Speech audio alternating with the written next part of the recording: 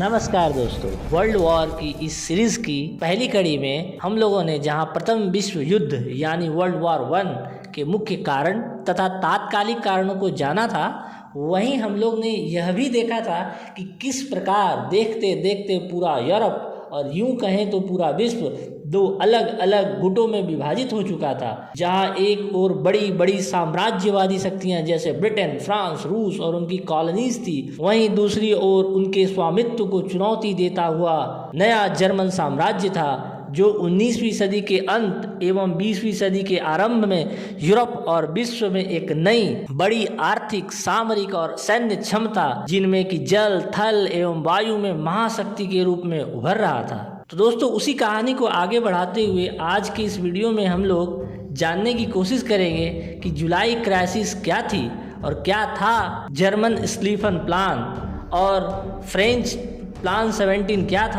था trench warfare का इतिहास, तो आखिर ऑटोमन साम्राज्य ने सेंट्रल पावर्स की तरफ से ही क्यों विश्व युद्ध में भाग लिया। तो चलिए आज के इस वीडियो में हम लोग इन प्रश्नों के जवाब जानने की कोशिश करते हैं। इमीडिएट कॉज की बात करें तो 28 जून 1914 को बोस्निया की राजधानी साराजेवो में ऑस्ट्रिया हंगरी के युवराज आर्च ड्यूक फर्डिनेंड की गोली मारकर हत्या कर दी गई, जो कि सर्बिया के एक नेशनलिस्ट संगठन ब्लैक हैंड के द्वारा बैक सपोर्टेड था। और इसी के साथ शुरू होती है जुलाई क्राइसिस और आरंभ होता है वर्ल्ड वॉर 1 की पटकथा का। अपने युवराज की हत्या के बाद ऑस्ट्रिया हंगरी जहां एक तरफ जर्मनी के पास मदद को जाते हैं, तो वहीं दूसरी तरफ सर्बिया युद्ध के आमंत्रण के लिए तैयार बैठे रशियन एम्परर के पास पहुंचता है। और इस प्रकार पूरी जुलाई में series of inter related diplomatic and military escalation start हो जाते हैं among major colonial powers of Europe. और जर्मनी से युद्ध में ब्लैंक चेक यानी पूरा समर्थन का संदेश मिलते ही ऑस्ट्रिया और हंगरी ने किंगडम ऑफ सर्बिया को 10 पॉइंट अल्टीमेटम सौंपा, जिसको कि पूरी तरह से मानना किसी भी स्वतंत्र राष्ट्र के संप्रभुता के लिए असंभव और उनके लिए ह्यूमिलिएशन भरा था, और इसलिए इसे सर्बिया ने भी एज यूजुअल अस्वीकार कर दिया। और 28 जुलाई 1914 को ऑस्ट्रिया हंगरी ने सर्बिया के बेलग्रेड पर फुल फ्लेजेड वॉर की घोषणा कर दी। फिर सर्बिया की मदद के लिए रूस ने जर्मनी के खिलाफ अपनी एक सैन्य टुकड़ी को मोबिलाइज कर दिया। जर्मनी ने उस समय की जियोपॉलिटिक्स को समझते हुए जहां एक तरफ अपने ईस्टर्न बॉर्डर पर ट्रूप्स मोबिलाइज कर दिए, वहीं दूसरी तरफ जर्मनी द्वारा 3 अगस्त को फ्रांस पर आक्रमण के लिए स्लीफन प्लान लॉन्च किया गया। इस प्लान के अकॉर्डिंग जर्मनी ने पहले बेल्जियम को इन्वेड किया और बेल्जियम और लग्जमबर्ग होते हुए फ्रांस पर आक्रमण किया। पहले उन्होंने बेल्जियम को इन्वेड किया और फ्रांस के फिक्स्ड डिफेंस को अवॉइड करते हुए फ्रांस में दाखिल हुए। वहीं फ्रांस, जो कि प्लान 17 के तहत जर्मनी के वेस्टर्न फ्रंट यानी लॉरेंस और आर्डेन पर huge troops mobilise and concentrate किए हुए थे, लेकिन एट द एंड उन्हें इसके डिजास्टर्स कॉन्सिक्वेंसेस झेलने पड़े और French army battle of frontier में बुरी तरह से हार गई और उन्हें इसका कॉस्ट अप्रॉक्सीमेटली 3,29,000 कैजुअलिटीज से चुकाना पड़ा। वहीं ईस्टर्न फ्रंट पर जर्मनी ने पूरी रशियन आर्मी को डिस्ट्रॉय कर दिया और इस प्रकार 30 अगस्त 1914 तक रशियन आर्मी वॉज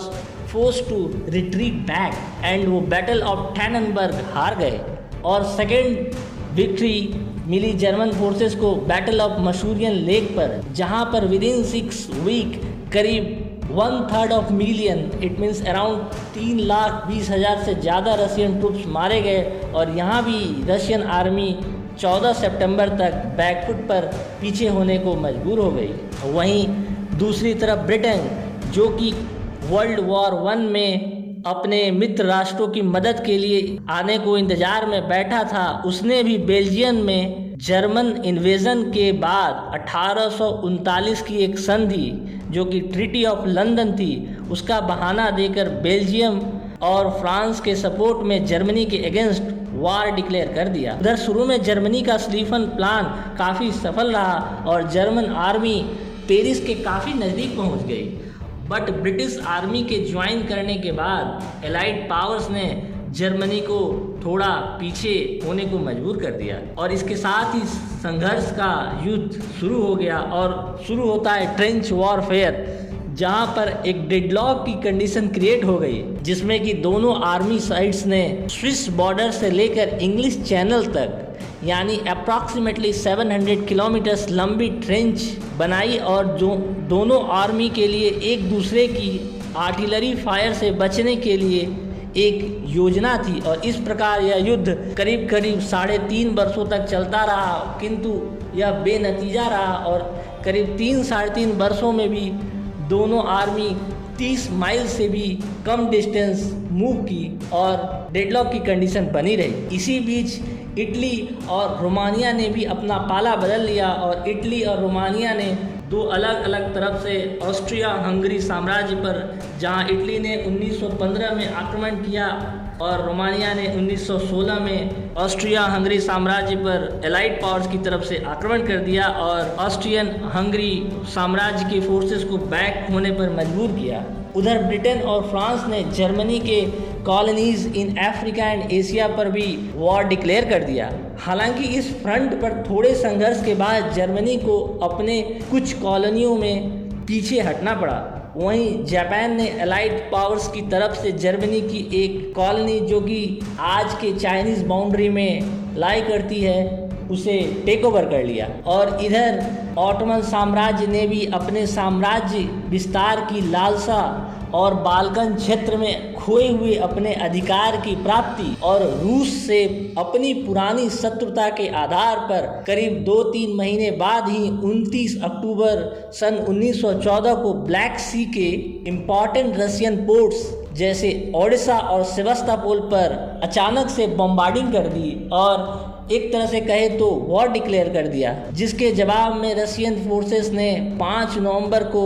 कॉकसस में ऑटोमन साम्राज्य पर वॉर डिक्लेयर कर दिया। यह युद्ध भी काफ़ी लंबे समय तक चला, किंतु करीब 1 से 2 वर्षों के बाद भी ऑटोमन साम्राज्य की ओर से भारी क्षति हुई और 60,000 से ज़्यादा कैजुअलिटीज़ हुई और करीब करीब यह भी बेनतीजा रहा। वहीं दूसरे फ्रंट पर ऑटोमन साम्राज्य ने स्वेज कैनाल पर ओवर पावर करने का प्रयास किया, ताकि एक तो स्वेज कैनाल को कंट्रोल करके वे oil and fuel supply chain को कंट्रोल कर सकते थे, तथा उससे इम्पोर्टेंट जो ब्रिटिश लिंक टू इंडिया, जहां से लाखों की संख्या में ट्रूप्स आ रहे थे, ऑस्ट्रिया और न्यूजीलैंड जहां से लाखों की संख्या में ट्रूप्स आ रहे थे, उसको वो रोक सकते थे। But anyway at the end Britain ने सक्सेसफुली स्वेज कैनाल को डिफेंड कर लिया और वाइटल पर्सियन ऑयल सप्लाई जो उसे सऊदी अरेबिया के रीजन से मिलती थी, ईरान के रीजन से मिलती थी, उसे सिक्योर किया। उधर एलाइड पावर्स ने ऑटोमन एम्पायर को कमज़ोर करने के लिए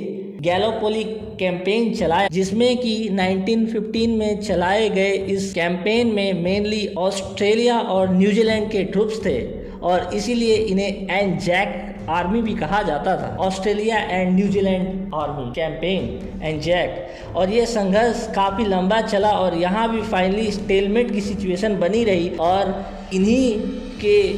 शहीद होने की याद में आज भी ऑस्ट्रेलिया और न्यूजीलैंड में एनजैक डे मनाया जाता है। और इस वॉर में भी दोनों साइड को मिलाकर करीब करीब 2 लाख से ज़्यादा लोग मारे गए और अराउंड 3 लाख लोग बुरी तरह से घायल हुए और इस प्रकार यहाँ भी डेडलॉक की स्थिति बनी रही और यह भी बिना किसी नतीजे के बना रहा और इसका भी स्टेलमेट पर अंत हुआ। आज के लिए दोस्तों बस इतना ही। इसकी अगली कड़ी में हम लोग देखें कैसे सबमरीन वॉरफेयर ने युद्ध की दशा और दिशा को बदल दिया और कैसे अमेरिका इसमें शामिल हुआ और इसके क्या परिणाम हुए, ये सब पर हम लोग अगली वीडियो में चर्चा करेंगे। तो मैं उम्मीद करता हूँ आपको ये वीडियो बहुत अच्छा लगा होगा और यदि वीडियो अच्छा लगा हो तो प्लीज़ वीडियो को लाइक करें, चैनल को सब्सक्राइब करें और नोटिफिकेशन बेल को प्रेस करना ना भूलें ताकि हमारी अगली वीडियो की नोटिफिकेशन आपको मिलती रहे। फिर जल्द मिलेंगे, तब तक के लिए स्वस्थ रहें, सुरक्षित रहें, खुश रहें। जय हिंद, जय भारत।